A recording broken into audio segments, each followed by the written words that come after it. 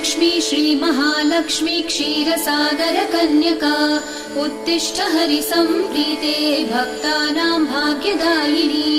श्रीलक्ष्मी श्रीमहालक्ष्मी क्षीरसागरकन्यका उत्तिष्ठ हरिसम्प्रीते भक्तानां भाग्यदायिनी।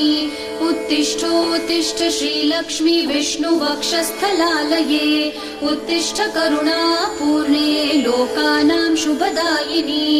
उत्तिष्ठोत्तिष्ठ श्रीलक्ष्मी विष्णुवक्षस्थलालये उत्तिष्ठ करुणापूर्णे लोकानां शुभदायिनी।